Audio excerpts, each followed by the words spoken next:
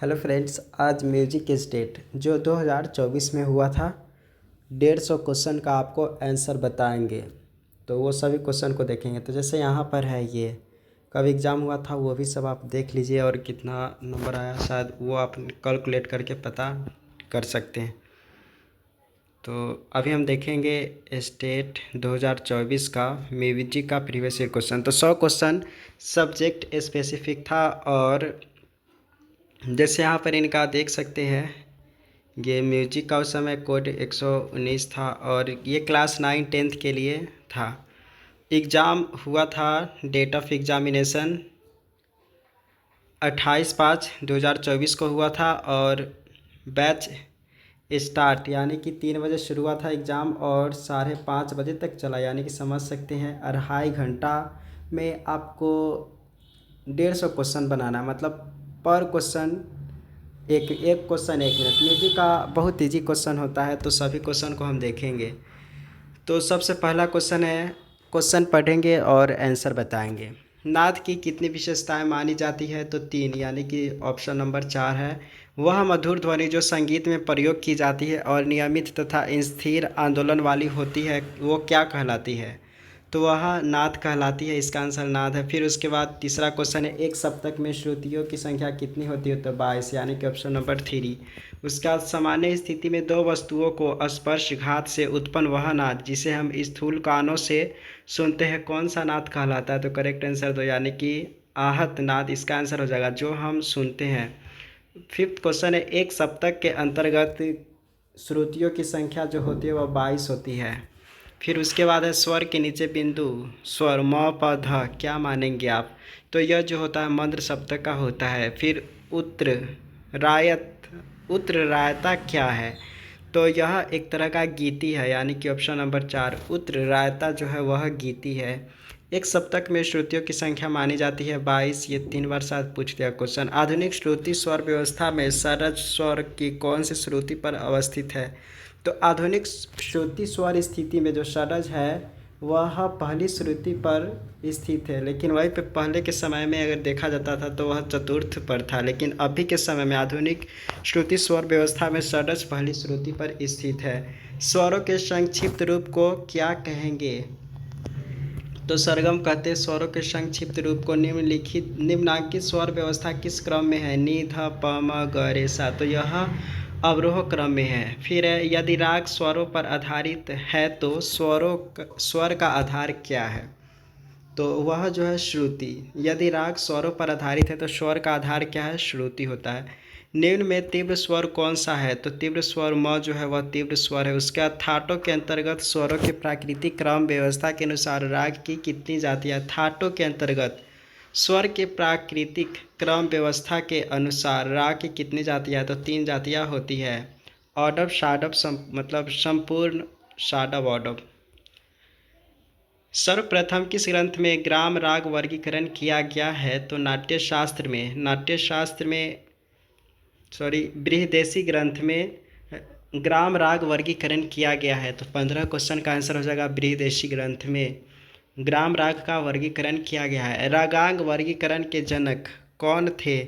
तो नारायण मोरेश्वर खरे रागांग वर्गीकरण के जनक थे। नारायण मोरेश्वर खरे रागांग वर्गीकरण के जनक थे। नारायण मोरेश्वर खरे। राग के लिए कम से कम 5 स्वर की आवश्यकता होती है। राग मियाँ मल्हार के निकटस्थ कौन सा राग है? तो बहार जो है वह मियाँ मल्हार राग के करीब है। रागांक पद्धति किसने स्थापित की?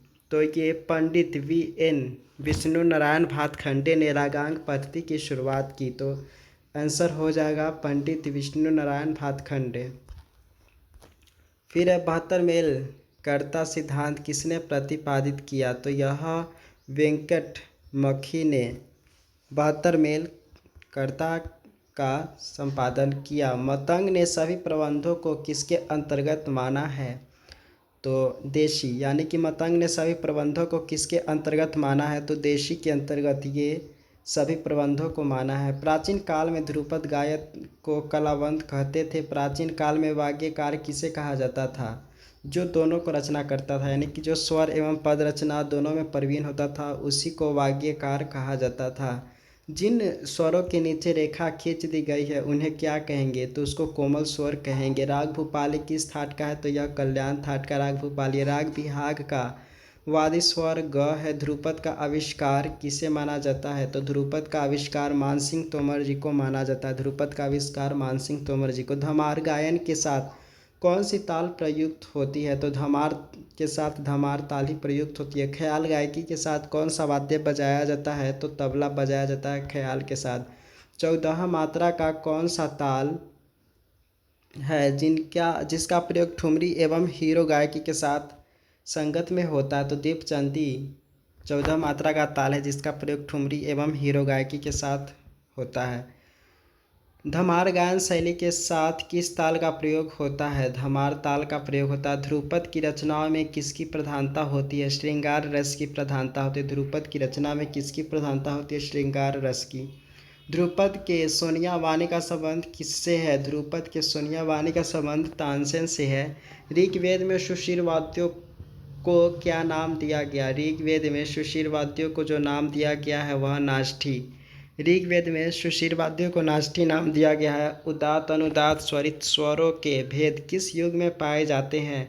तो यह ऋग्वेद में ही है। उदात्त अनुदात्त स्वरित ये सब जो है वह ऋग्वेद में ही शुरू हो गया था। साम गायन में कितने गायक होते थे? तो 3 गायक होते थे। विभिन्न मात्राओं के विविध समूह जिससे संगीत के काल प्रमाण को आंका जाता है उसको ताल कहते हैं।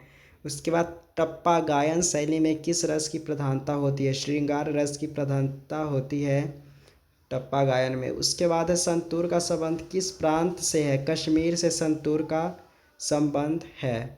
उसके बाद वैदिक काल में सामगान के मुख्य गायक को क्या कहा जाता था? वैदिक काल में साम गायन के मुख्य गायक को क्या कहा जाता था? तो ये उद्गाता कहा जाता था। वैदिक काल में साम गायन को उद्गाता कहा जाता था। 41 क्वेश्चन है, कर्नाटक पद्धति में कोमल म के स्थान पर क्या प्रयुक्त होता है? तो वहाँ पे कोमल म के जगह पर शुद्ध म का प्रयोग होता है वहाँ पर। उसके बाद दक्षिण संगीत पद्धति में तालों की कितनी जातियाँ मानी जाती है? तो 5 जाति तालों की मानी जाती है। दक्षिण संगीत पद्धति में कितने तालों पर आधारित है? तो वहाँ पर 7 तालों पर आधारित है। प्रत्येक ताल या तालबद्ध रचना को कुछ छोटे छोटे भागों में विभाजित कर दिया जाता है। इन भागों को विभाग कहते हैं। तो 4 आंसर हो जाएगा। 16 मात्राओं का वह ताल जिसमें केवल विलंबित ख्याली गाए जाते हैं कौन से ताल है? तिलवारा ताल ऐसा ताल है जिसमें सिर्फ विलंबित ख्याल ही गाया जाता है। 46 क्वेश्चन है, पुरंदरदास की रचनाएँ किस भाषा में है? तो यह कन्नड़ भाषा में है। पुरंदरदास की रचनाएँ कन्नड़ भाषा में। गाते बजाते समय जब हम आगे अथवा पीछे के स्वर को स्पर्श करते हैं तब स्पर्श किए गए स्वर कहते हैं। गाते बजाते समय जब हम आगे या पीछे के स्वर को स्पर्श करते हैं तब स्पर्श किए गए स्वर को कहते हैं कर्ण स्वर कहते हैं।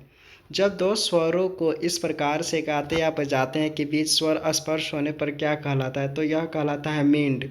मींड है। 2 स्वरों को इस प्रकार से गाते या बजाते हैं कि बीच का स्पर्श होने पर क्या कहलाता है? जब बीच के स्वर स्पर्श होगा तो उसको मींड कहेंगे। संगीत में अभ्यास उर्दू में वह रियाज कहलाता है। वादी संवादी के अतिरिक्त राग में प्रयोग किए जाने वाले अनुवादी कहलाता है स्वर। लग्गी क्या है? तो लग्गी एक तबले के बोल समूह है। तबले के बोलों का समूह है लग्गी। राग भूपाली का वादी स्वर ग है। डागरवानी का प्रवर्तक कौन है? तो ब्रजचंद है। ब्रजचंद डागरवानी के प्रवर्तक है। घन वाद्य में कौन सा वाद्य यंत्र आते हैं? घन वाद्य में घंटा आता है। फूंककर बजाने वाले वाद्य को कौन सा वाद्य कहते हैं? तो सुशील वाद्य कहते हैं फूंककर बजाने वाले। बाजा कुफी है। तबले के बीचों बीच बने काले स्थान को क्या कहते? तो उसको स्याही कहते हैं। तबला में बोलों के समूह को क्या कहते? तो यह पलटा कहते। तबला में बोलों के समूह को पलटा कहते हैं। तानपुरे में कितने तार होते हैं? तो 4 तार होता है। वे वाद्य जो तंत्रियों से युक्त होते हैं और जिनको बजाने के लिए कोन गज या उंगली का प्रयोग किया जाता है उसको कौन सा वाद्य कहते? तत्व वाद्य कहते क्योंकि तार होता है। मोहन वीणा किस वाद्य का विकसित रूप है? तो यह सरोद का विकसित रूप है मोहन वीणा। पाश्चात्य संगीत में तीव्र स्वरों को क्या कहते हैं? शार्प नोट्स कहते हैं। जब दो या दो से अधिक स्वरों को मेलोडी के साथ बजाकर रचना की जाए तो उस स्वर की रचना को क्या कहेंगे? जब दो या दो से अधिक स्वरों को मेलोडी के साथ बजाकर रचना की जाए तो स्वर को क्या कहेंगे? तो हारमोनी कहेंगे। तो यहाँ पर है, जब दो या दो से अधिक स्वरों को मेलोडी के साथ बजाकर तो उसको हारमोनी कहेंगे। विदेशों में मुख्य रूप से कितनी स्वर लिपियाँ प्रचलित है? तो 4 स्वर लिपि प्रचलित है। पाश्चात्य विद्वान सारेगामा पधनी को क्रमशः डोरे मी फा सोई लासी कहते हैं। यह बताया कि मी किस हिंदुस्तानी स्वर का समानार्थक है? तो म यह है। फिर है, पाश्चात्य संगीत में एक स्वर से दूसरे स्वर तक की सबसे छोटी दूरी को क्या कहेंगे? तो सबसे छोटी दूरी को जो कहेंगे सेमीटोन कहेंगे। सबसे छोटी दूरी यही होती है। फिर विश्व प्रसिद्ध वैज्ञानिक अल्बर्ट आइंस्टाइन का प्रिय वाद्य कौन सा था? तो वायलिन था। यह विश्व प्रसिद्ध वैज्ञानिक अल्बर्ट आइंस्टाइन का प्रिय वाद्य जो था यह वायलिन था। पाश्चात्य संगीत में श्रुति को क्या कहते हैं? पाश्चात्य संगीत में माइक्रोटोन श्रुति को कहते हैं। फिर पंडित विष्णु पलुस्कर का जन्म कहाँ हुआ था? तो यह बेलगांव में हुआ था। पंडित विष्णु पलुस्कर का जन्म। पंडित विष्णु नारायण भातखंडे ने पंडित विष्णु नारायण भातखंडे ने निम्न में से किस पुस्तक की रचना की? तो उन्होंने जो रचना की वह स्वर मालिका पुस्तक की रचना पंडित विष्णु नारायण भातखंडे ने किया। फिर अलाउद्दीन खां किस वाद्य यंत्र को बजाते थे? सरोद को बजाते थे। फिर हिंदुस्तानी संगीत के वह प्रवर्तक कौन थे जिनके द्वारा स्वर लिपि पद्धति का आविष्कार संगीत के घरानों को कैद खाने से मुक्त कराकर आम जनता के बीच लाए? तो वह पंडित विष्णु नारायण भातखंडे जी है, जिन्होंने हिंदुस्तानी संगीत के प्रवर्तक है, जिनके द्वारा स्वर लिपि पद्धति का आविष्कार संगीत के घरानों को कैद खानों से मुक्त कराकर आम जनता के बीच लाए पंडित विष्णु नारायण भातखंडे। उस विश्वविख्यात गायक कलाकार का नाम बताए जिन्हें संगीत गुण के लिए संगीत सम्राट और संगीत मार्तंड पद्मश्री आदि उपाधियों से सम्मानित किया गया है? तो वो है ओमकार नाथ ठाकुर जी। पंडित भातखंडे के किस उपनाम से जाना जाता? तो उसको चतुर पंडित नाम से जाना जाता है। फिर उस्ताद अलाउद्दीन खां के प्रमुख शिष्य रवि शंकर जी है। संगीत रत्नाकर ग्रंथ का रचनाकार? संगीत रत्नाकर यह 13वीं शताब्दी में रची गई है। ग्रंथ बृहदेशी में कितने अध्याय है? तो 8 अध्याय 8 गो अध्याय ग्रंथ बृहदेशी ग्रंथ में। उसके बाद राग तरंगिनी ग्रंथ के रचयिता कौन है? राग तरंगिनी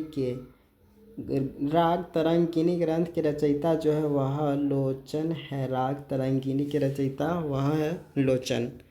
संगीत रत्नाकर ग्रंथ के रचयिता कौन है? तो वह शारंग देव है। संगीत रत्नाकर के रचयिता शारंग देव। मतंग रचित वह कौन सा ग्रंथ है जिसके 8 अध्याय में संगीत ताल वाद्य की चर्चा की गई है? तो बृहदेशी ग्रंथ वह मतंग मुनि के द्वारा रचा हुआ है।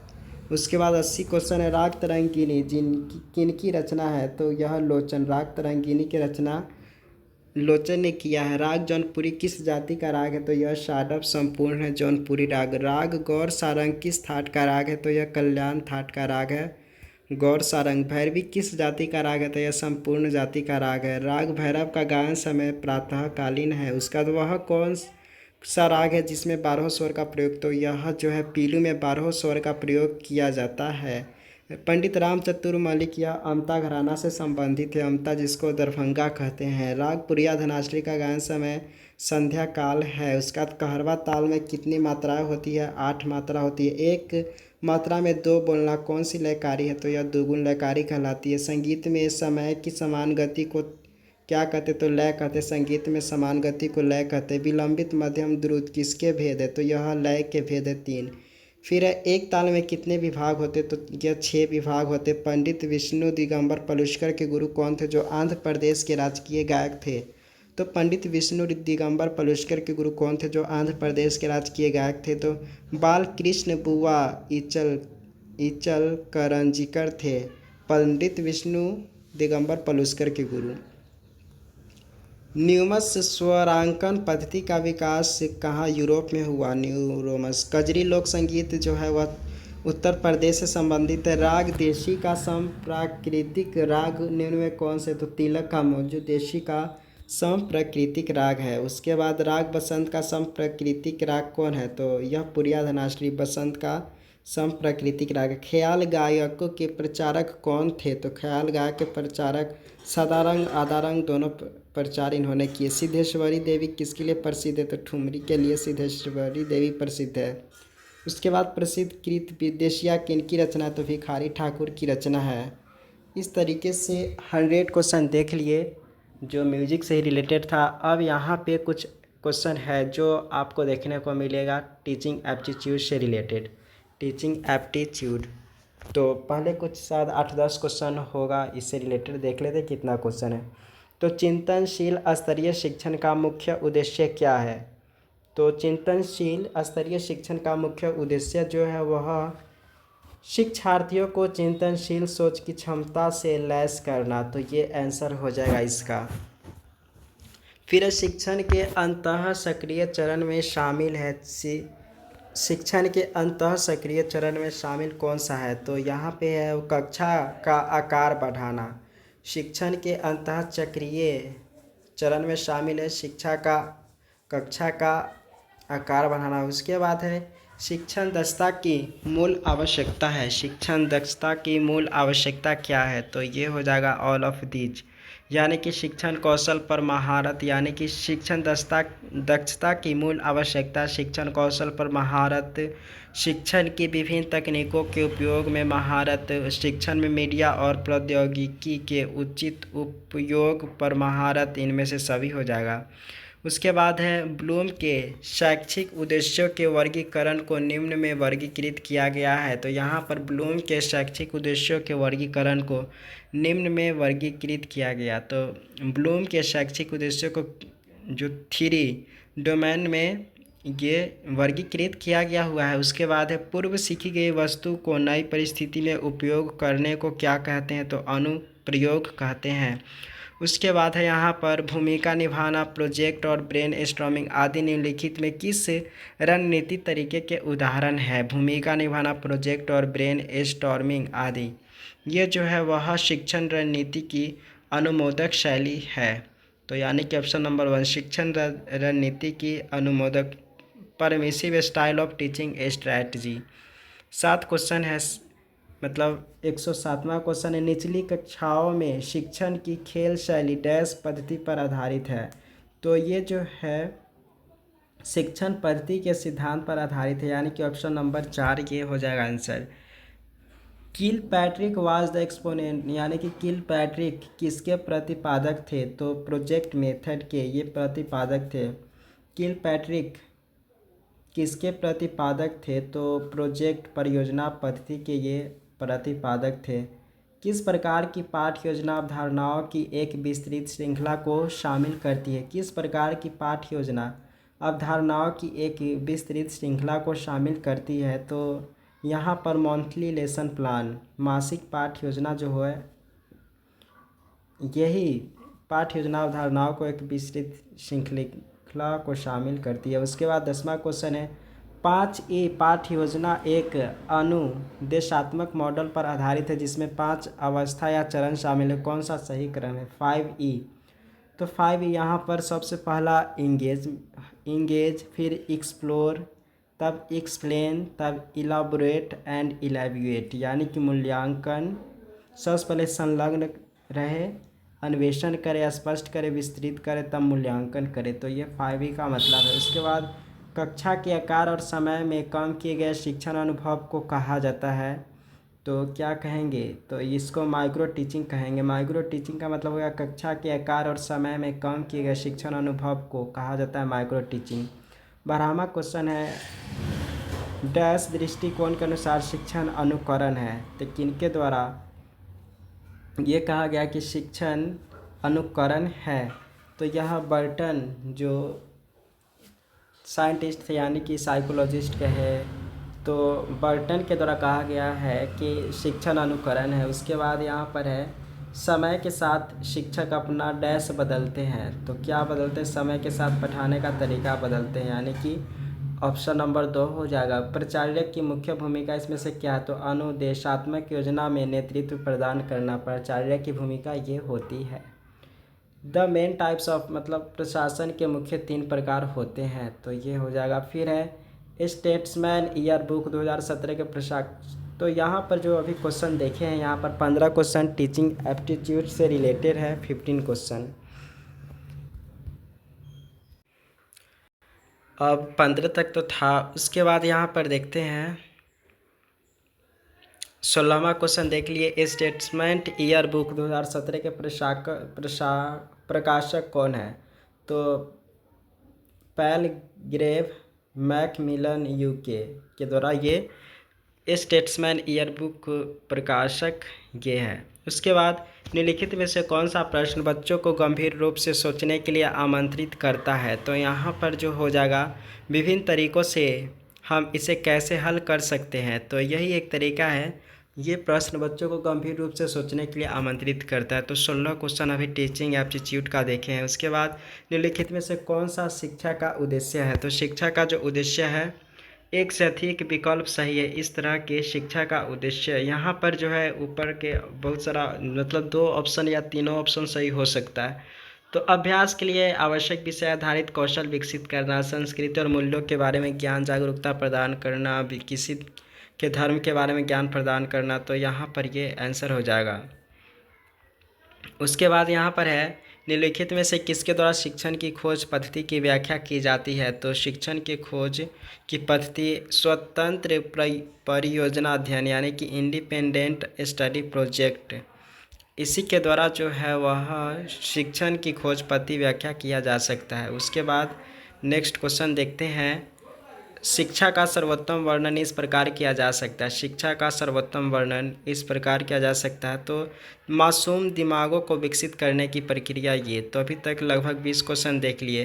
परीक्षण के निर्माण के लिए 4 चरण क्या है? तो 4 चरण जो है वह ये सभी हो जाएगा, यानी कि परीक्षा की योजना बनाना और तैयार करना, परीक्षा का प्रयास करना, परीक्षण का मूल्यांकन। तो ये सब परीक्षण और परीक्षण का मूल्यांकन है। किस आकलन तकनीक में छात्रों की अपनी प्रगति और उपलब्धियों के प्रदर्शित करने के लिए अपने काम का संग्रह बनाना शामिल है? तो यहाँ पर किस आकलन तकनीक में छात्रों की अपनी प्रगति और उपलब्धियों को प्रदर्शित करने के लिए अपने काम का संग्रह बनाना शामिल है? तो ये हो जाएगा आंसर पोर्टफोलियो आकलन, यानी कि करेक्ट आंसर 4। फिर which is the most widely applicable test item, सबसे व्यापक रूप से लागू परीक्षण आइटम कौन सा है? तो सबसे व्यापक रूप से लागू परीक्षण आइटम इसमें जो है MCQ है, सबसे ज़्यादा ये उपयोग होता है। फिर अवलोकन दृष्टि के माध्यम से प्राप्त ज्ञान की प्रतिशत क्या है? अवलोकन दृष्टि से 0.75, अवलोकन की दृष्टि से प्राप्त ज्ञान का प्रतिशत 0.75 होता है। फिर एक पाठ्यचर्या की प्रभावशीलता डैश द्वारा निर्धारित किया जाता है? तो किसके द्वारा? ये स्टूडेंट्स इंटरेस्ट, यानी कि पाठ्यचर्या का ये निर्धारण किया जाता है, स्टूडेंट्स इंटरेस्ट। अभी तक तो 25 क्वेश्चन लगभग टीचिंग एप्टीट्यूड से था। फिर निम्नलिखित में किस मनोवैज्ञानिक ने इस बात की वकालत की कि संस्कृति किसी व्यक्ति की सोच और ज्ञान निर्माण को प्रभावित करती है? तो निम्नलिखित में से किस वैज्ञानिक ने इस बात की वकालत की कि संस्कृति किसी व्यक्ति की सोच और ज्ञान निर्माण को प्रभावित करती है? तो वायोगोत्स्की ने ये बताया कि वकालत की इस बात की वकालत की कि संस्कृति किसी व्यक्ति की सोच और ज्ञान निर्माण को प्रभावित करती है। तो वायोगोत्स्की है, इन्होंने ही बताया। फिर है क्या कोई शिक्षक किसी छात्र को निलंबित कर सकता है? तो इसका आंसर होगा नो। फिर है उसके बाद निम्नलिखित में कौन सी नीति 1975 में शुरू की गई थी? तो 1975 में 10 वर्षीय विद्यालय हेतु पाठ्यचर्या, 10 वर्षीय विद्यालय हेतु पाठ्यचर्या ये 1975 में नीति बनाई गई थी। फिर है ऑडियो विजुअल, यानी कि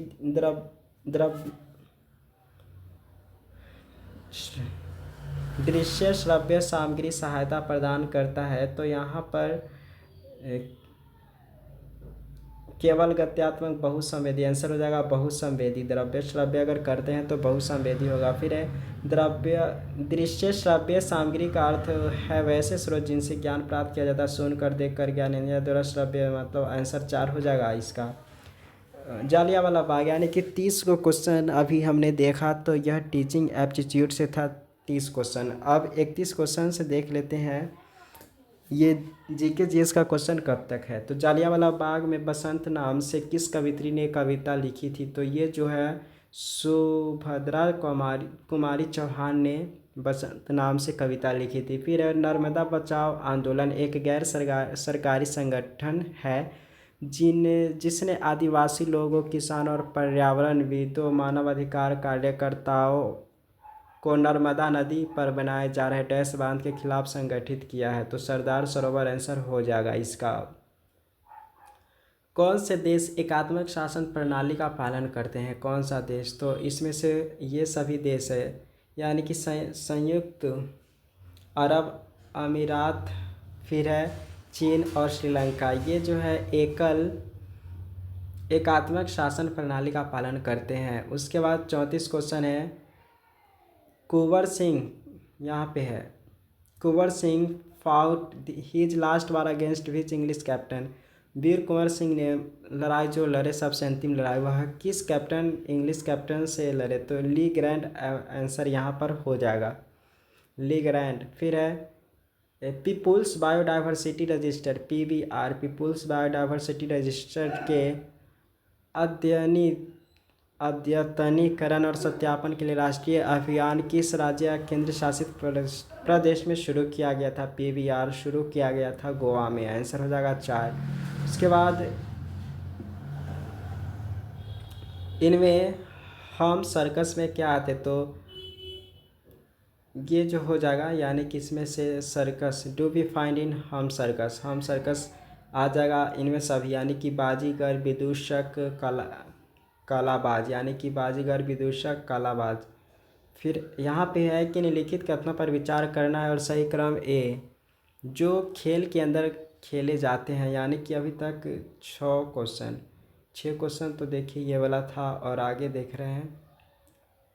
तो यहाँ पर है कि ए गेम दैट, ए जो है खेल जो खेल के घर के अंदर खेले जाते हैं और उन्हें आउटडोर खेल कहा जाता है, जो भी खेल के बाहर खेले जाते हैं उसको इंडोर कहा जाता है। तो कौन इसमें से दोनों बात गलत है, यानी कि दोनों कथन गलत है, आंसर ये हो जाएगा।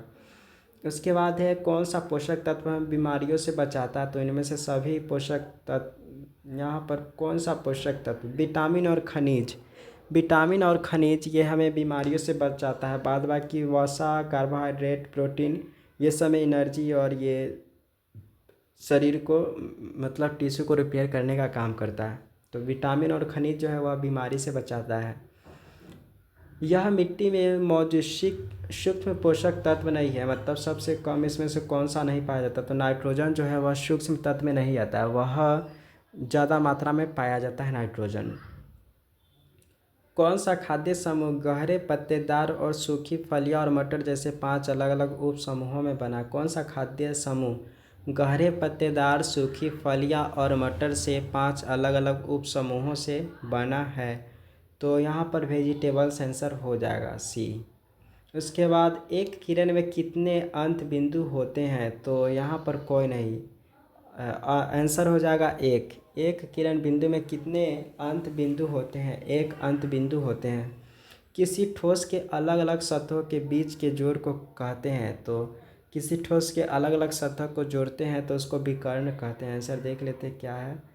तो आंसर एज, किनारा कहते हैं। अगर कोई 2 सतहों को अलग अलग जोड़ता है तो उसको किनारा कहते हैं, एज हो जाएगा। उसके बाद इसको कैलकुलेट करेंगे -5, फिर बीच में प्लस है, फिर माइनस, तो ऐड करेंगे तो -7 हो जाएगा। तो ये बहुत इजी क्वेश्चन है। फिर उसके बाद 111 + 1/100, यानी कि उसको 111 तो रहेगा ही, प्लस 0.01 को ऐड करेंगे तो फाइनली आंसर जो हो जाएगा 111.01 हो जाएगा।